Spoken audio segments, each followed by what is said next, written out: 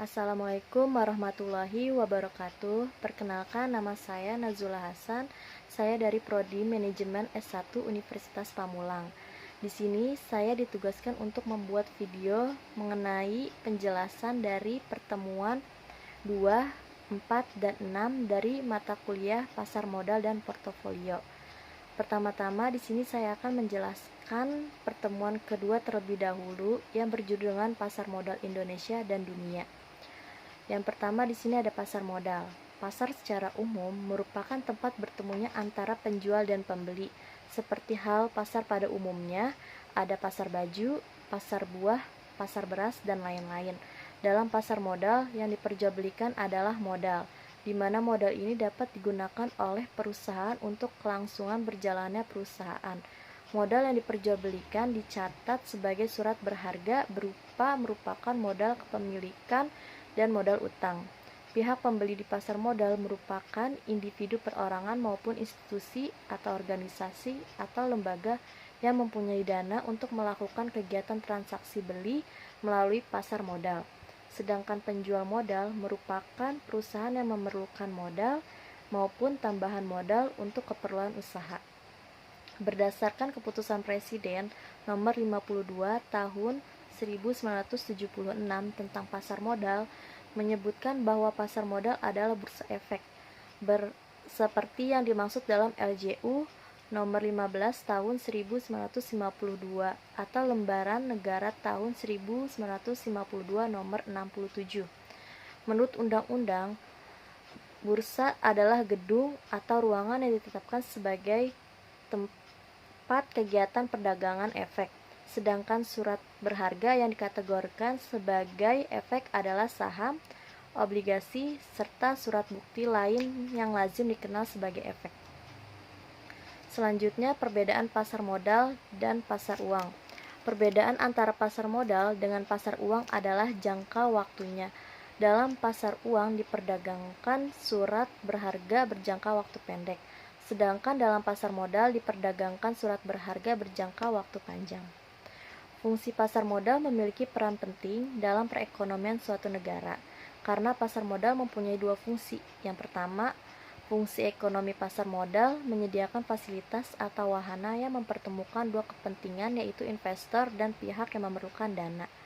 Yang kedua, fungsi keuangan pasar modal memberikan kemungkinan dan kesempatan memperoleh imbalan atau disebut dengan return bagi pemilik dana sesuai dengan karakteristik investasi yang dipilih.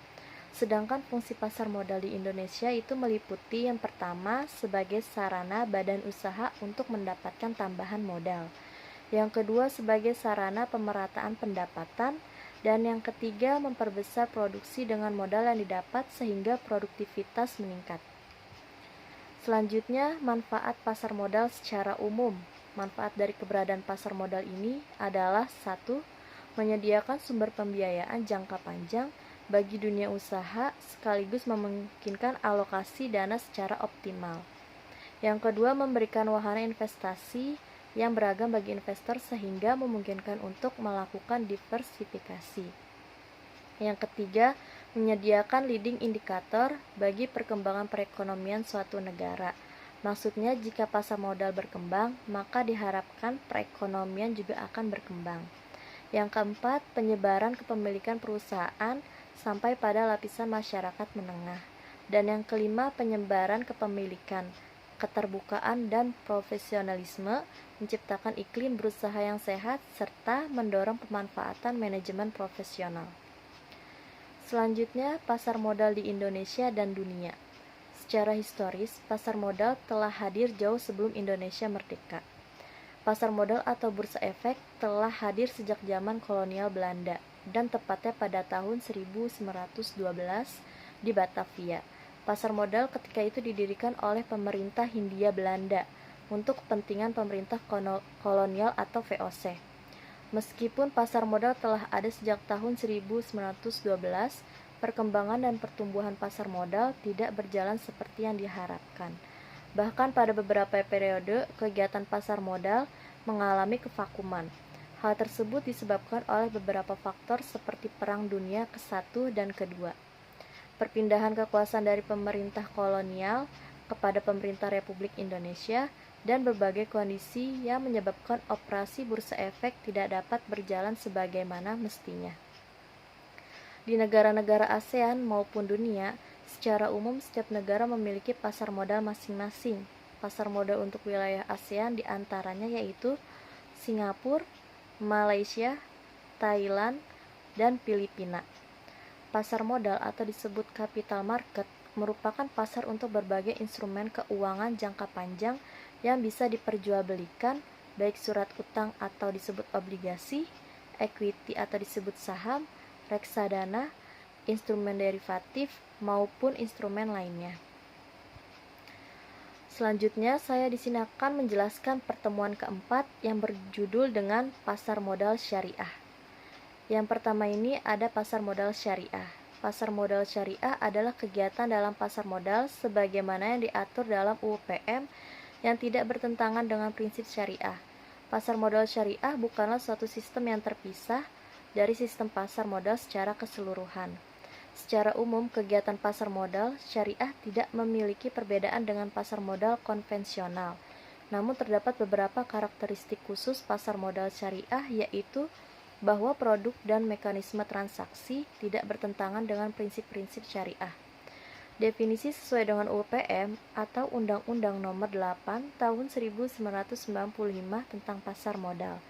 Pasar modal adalah kegiatan yang bersangkutan dengan penawaran umum dan perdagangan efek, perusahaan publik yang berkaitan dengan efek yang diterbitkannya, serta lembaga dan profesi yang berkaitan dengan efek.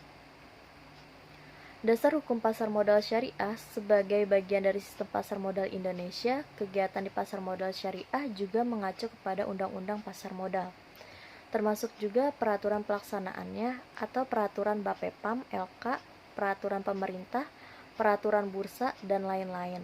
Bapepam LK selaku regulator pasar modal di Indonesia. Yang kedua, sejarah pasar modal syariah. Yang pertama itu terbitnya reksadana syariah. Sejarah pasar modal syariah di Indonesia dimulai dengan diterbitkannya reksadana syariah oleh PT Dana Reksa Investment Management pada 3 Juli tahun 1997. Selanjutnya, Bursa Efek Indonesia atau Bursa Efek Jakarta bekerja sama dengan PT Dana Reksa Investment Management meluncurkan Jakarta Islamic Index pada tanggal 3 Juli tahun 2000. Tujuannya adalah untuk memandu investor yang ingin menginvestasikan dananya secara syariah. Dengan hadirnya indeks tersebut, maka para pemodal telah disediakan saham-saham yang dapat dijadikan sarana berinvestasi sesuai dengan prinsip syariah. Yang ketiga, ada produk syariah di pasar modal. Produk syariah di pasar modal antara lain berupa surat berharga atau efek. Berdasarkan Undang-Undang Nomor 8 Tahun 1995 tentang pasar modal atau LJUPM, efek adalah surat berharga, yaitu surat pengakuan utang, surat berharga komersial, saham, obligasi, tanda bukti uang, unit penyertaan kontrak investasi kolektif, kontrak berjangka atas efek, dan setiap derivatif dari efek. Sejalan dengan definisi tersebut, maka produk syariah yang berupa efek harus tidak bertentangan dengan prinsip syariah. Oleh karena itu, efek tersebut dikatakan sebagai efek syariah. Yang pertama, ada saham syariah. Secara konsep, saham merupakan surat berharga bukti penyertaan modal kepada perusahaan, dan dengan bukti penyertaan tersebut, pemegang saham berhak untuk mendapatkan bagian hasil dari usaha perusahaan tersebut. Konsep penyertaan modal dengan hak bagian hasil usaha ini merupakan konsep yang tidak bertentangan dengan prinsip syariah. Prinsip syariah mengenal konsep ini sebagai kegiatan musyarakah atau syirkah. Berdasarkan analogi tersebut, maka secara konsep saham merupakan efek yang tidak bertentangan dengan prinsip syariah. Namun demikian, tidak semua saham yang diterbitkan oleh emiten dan perusahaan publik dapat disebut juga sebagai saham syariah.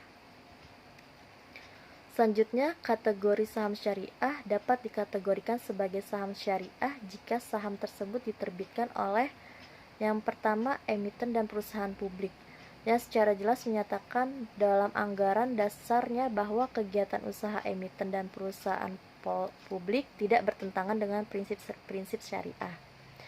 Yang kedua, emiten dan perusahaan publik yang tidak menyatakan dalam anggaran dasarnya bahwa kegiatan usaha emiten dan perusahaan publik tidak bertentangan dengan prinsip-prinsip syariah. Yang kedua, di sini ada suku. Suku merupakan istilah baru yang dikenalkan sebagai pengganti dari istilah obligasi syariah atau disebut Islamic bond. Karakteristik suku. Sebagai salah satu efek syariah, suku memiliki karakteristik yang berbeda dengan obligasi. Suku bukan merupakan surat utang, melainkan bukti kepemilikan bersama atas suatu aset atau proyek. Setiap suku yang diterbitkan harus mempunyai aset yang dijadikan dasar penerbitan atau disebut underlying asset. Klaim kepemilikan pada suku didasarkan pada aset atau proyek yang spesifik. Penggunaan dana suku harus digunakan untuk kegiatan usaha yang halal. Imbalan bagi pemegang suku dapat berupa imbalan bagi hasil atau margin sesuai dengan jenis akad yang digunakan dalam penerbitan suku. Selanjutnya di sini ada jenis suku. Jenis suku berdasarkan standar syariah AOIV nomor 17 tentang investment suku terdiri dari 6. Yang pertama ada sertifikat salam, yang kedua sertifikat istisna, yang ketiga sertifikat murabaha, yang keempat sertifikat musyarakah, yang kelima sertifikat muzaroah, yang keenam sertifikat kepemilikan dalam aset yang disewakan. Yang ketiga di sini ada reksadana syariah.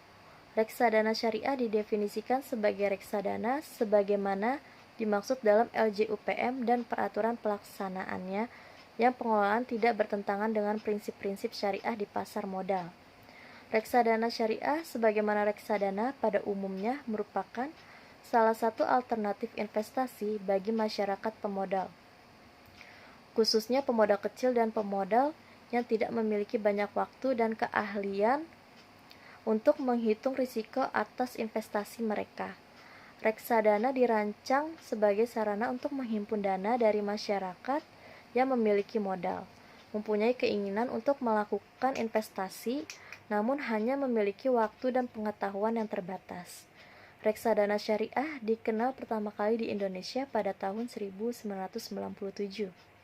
Ditandai dengan penerbitan reksadana syariah, dana reksa saham pada bulan Juli tahun 1997. Risiko reksadana syariah seperti halnya wahana investasi lainnya, di samping mendatangkan berbagai peluang keuntungan, reksadana pun mengandung berbagai peluang risiko, di antaranya yang pertama, risiko berkurangnya nilai unit penyertaan. Risiko ini dipengaruhi oleh turunnya harga dari efek atau saham, suku, dan surat berharga syariah lainnya yang masuk dalam portofolio reksadana tersebut. Yang kedua, risiko likuiditas. Risiko ini menyangkut kesulitan yang dihadapi oleh manajer investasi jika sebagian besar pemegang unit melakukan penjualan kembali atau disebut redemption atas sebagian besar unit penyertaan yang dipegang kepada manajer investasi secara bersamaan. Yang ketiga, risiko wan prestasi. Risiko ini merupakan risiko terburuk, di mana pada umumnya kekayaan reksadana diasuransikan kepada perusahaan asuransi. Yang keempat, risiko politik dan ekonomi. Risiko yang berasal dari perubahan kebijakan, ekonomi, dan politik yang berpengaruh pada kinerja bursa dan perusahaan sekaligus, sehingga akhirnya membawa efek pada portofolio yang dimiliki suatu reksadana. Selanjutnya di sini saya akan menjelaskan pertemuan ke-6 yang berjudul dengan instrumen pasar modal. Berbagai instrumen keuangan jangka panjang yang bisa diperjualbelikan, baik surat utang atau disebut dengan obligasi, equity atau disebut dengan saham, reksadana, instrumen derivatif, maupun instrumen lainnya, dapat dijumpai dalam pasar modal atau capital market, sarana pendanaan bagi perusahaan maupun institusi lain atau misalnya pemerintah, dan sarana bagi kegiatan berinvestasi adalah kegiatan yang ditemukan dalam pasar modal. Dengan demikian, berbagai sarana dan prasarana kegiatan jual beli dan kegiatan terkait lainnya difasilitasi dalam pasar modal yang diperdagangkan di pasar modal. Merupakan instrumen jangka panjang, jangka waktu lebih dari 1 tahun, seperti saham, obligasi, waran, RAIK, reksadana, dan berbagai instrumen derivatif seperti option, futures, dan lain-lain. Dalam Undang-Undang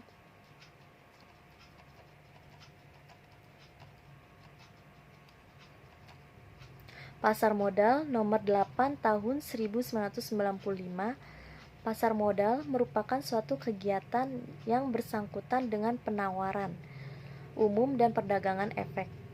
Perusahaan publik yang berkaitan dengan efek yang diterbitkannya, serta lembaga dan profesi yang berkaitan dengan efek. Peran penting yang dimiliki pasar modal bagi perekonomian suatu negara, karena pasar modal menjalankan 2 fungsi, yaitu yang pertama sebagai sarana bagi pendanaan usaha atau sebagai sarana bagi perusahaan untuk mendapatkan dana dari masyarakat pemodal atau disebut dengan investor. Dana yang didapat tersebut dapat dipakai untuk penambahan modal kerja, pengembangan usaha, ekspansi, dan lain-lain. Kedua, merupakan sarana bagi masyarakat untuk berinvestasi pada instrumen keuangan seperti saham, obligasi, reksadana, dan lain-lain. Alhasil, masyarakat dapat menginvestasikan dana yang dimilikinya sesuai dengan karakteristik keuntungan dan risiko masing-masing instrumen. Selanjutnya, perbedaan instrumen pasar uang dan pasar modal. Instrumen pasar uang, yang pertama, sertifikat Bank Indonesia atau SBI, adalah instrumen utang yang diterbitkan oleh pemerintah atau bank sentral atas unjuk dengan jumlah tertentu yang akan dibayarkan kepada pemegang pada tanggal yang telah ditetapkan. Jangka waktu jatuh tempo SBI adalah 1 tahun atau kurang.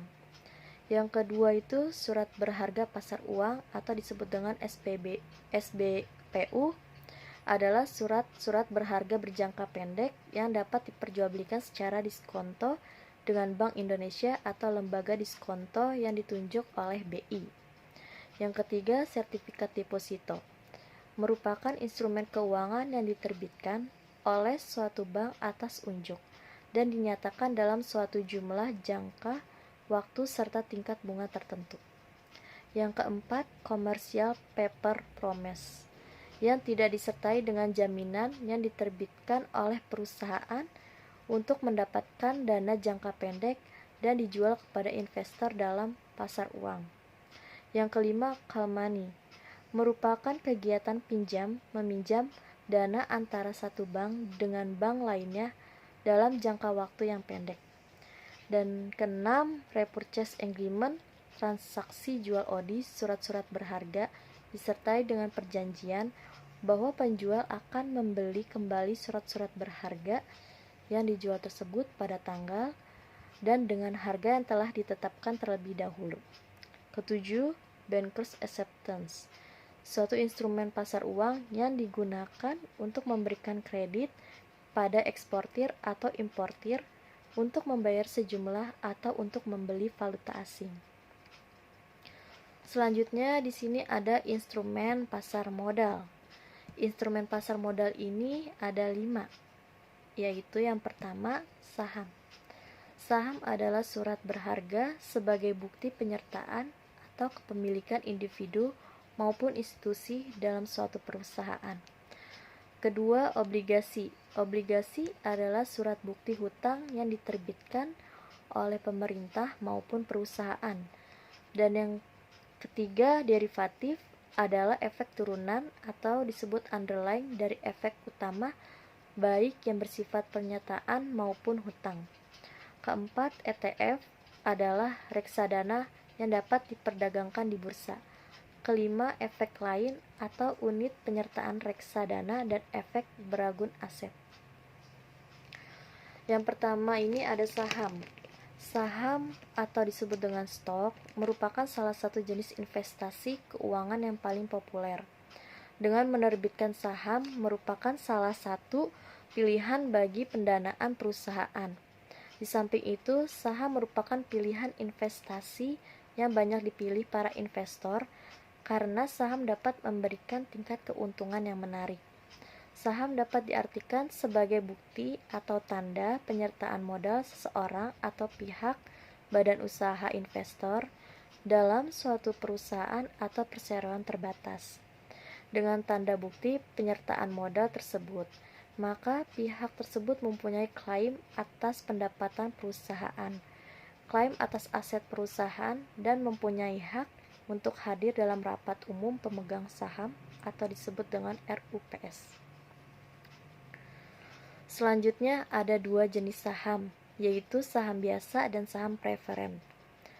Yang pertama ini saham biasa. Saham biasa merupakan jenis investasi berbentuk efek yang paling sering dipakai oleh perusahaan untuk memperoleh dana dari masyarakat, dan merupakan jenis yang paling populer di pasar modal. Jenis ini memiliki karakteristik seperti yang pertama, jika perusahaan dilikuidasi, mempunyai hak klaim terakhir atas aktiva perusahaan. Kedua, memiliki hak suara proporsional pada pemilihan direksi serta keputusan lain yang ditetapkan pada rapat umum pemegang saham. Ketiga, akan mendapat dividen jika perusahaan memperoleh laba dan disetujui di dalam rapat umum pemegang saham. Keempat, hak memesan efek terlebih dahulu atau HMETD sebelum ditawarkan kepada masyarakat. Yang kedua, di sini saham preferen. Saham preferen ini memiliki karakteristik sebagai berikut.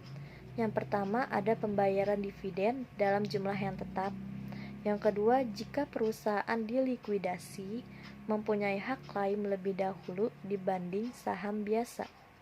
Yang ketiga, dapat dikonversikan menjadi saham biasa.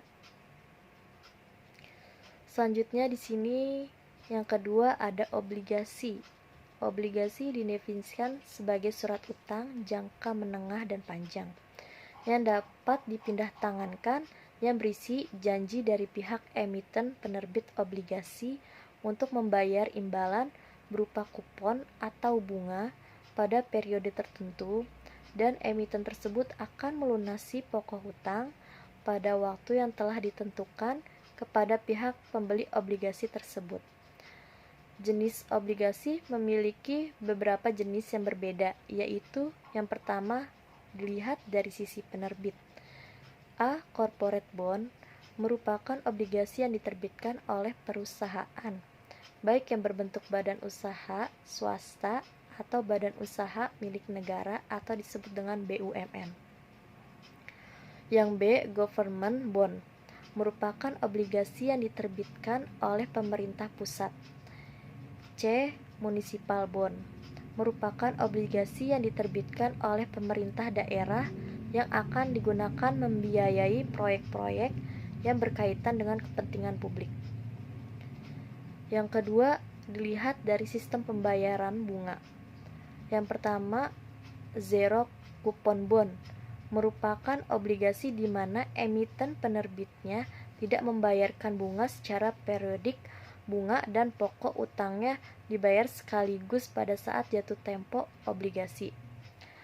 Yang kedua, kupon bond merupakan obligasi di mana emiten penerbitnya memberikan kupon yang dapat diuangkan secara periodik sesuai dengan ketentuan dari emiten penerbitnya.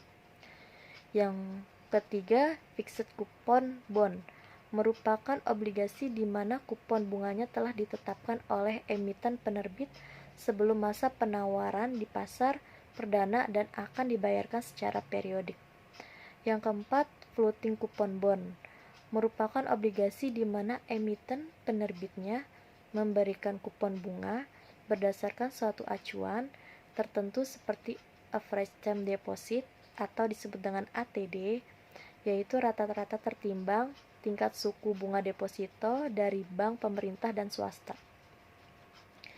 Yang ketiga, dilihat dari hak penukaran atau opsi. Yang pertama, convertible bond merupakan obligasi yang memberikan hak kepada pemegang obligasi untuk mengkonversi obligasi tersebut menjadi sejumlah saham milik emiten penerbitnya.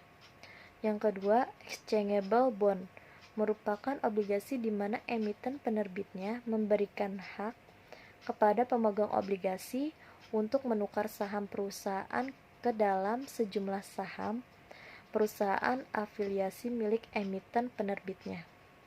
Yang ketiga, callable bond merupakan obligasi di mana emiten obligasi memiliki hak untuk membeli kembali obligasi pada harga tertentu sepanjang umur obligasi tersebut. Dan yang keempat, putable bond merupakan obligasi di mana investor memiliki hak untuk mengharuskan emiten untuk membeli kembali obligasi pada harga tertentu sepanjang umur obligasi tersebut. Selanjutnya, yang keempat, dilihat dari segi jaminan atau kolateralnya. Yang pertama ini secured bond.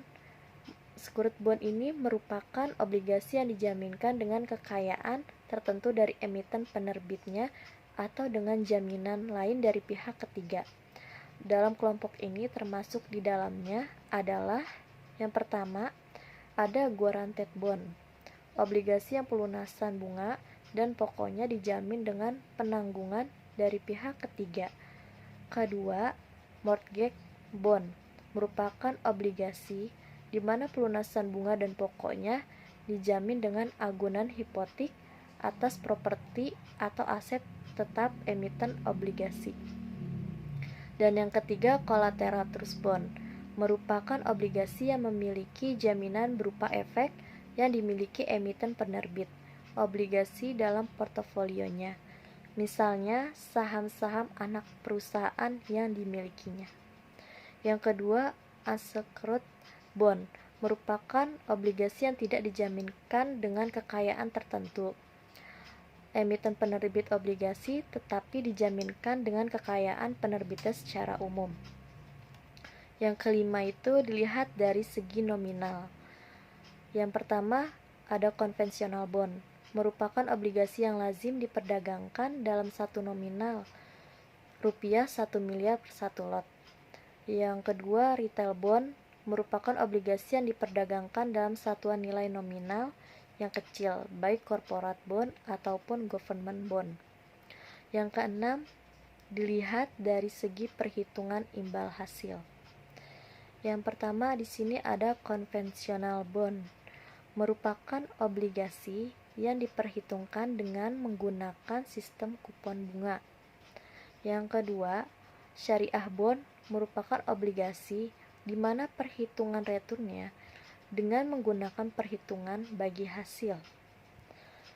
Dalam hal ini terdapat dua jenis obligasi syariah. Yang pertama itu ada obligasi syariah mudharabah, merupakan obligasi syariah yang menggunakan akad bagi hasil, sehingga pendapatan yang diperoleh investor dari obligasi tersebut diperoleh setelah mengetahui pendapatan emiten penerbit obligasi. Yang kedua, obligasi syariah ijarah, merupakan obligasi syariah yang menggunakan akad sewa sedemikian sehingga kupon atau disebut dengan fee ijarah memiliki sifat yang tetap dan dapat diketahui atau diperhitungkan sejak awal obligasi diterbitkan oleh emiten penerbit. Selanjutnya di sini ada macam-macam surat utang yang tercatat di BEI, terdiri dari yang pertama ada obligasi korporasi. Obligasi korporasi adalah surat hutang yang diterbitkan oleh perusahaan swasta nasional termasuk BUMN dan BUMD. Yang kedua, surat utang negara. Surat utang negara ini merupakan surat berharga yang diterbitkan pemerintah sesuai dengan Undang-Undang Nomor 24 Tahun 2000. Yang ketiga, suku korporasi.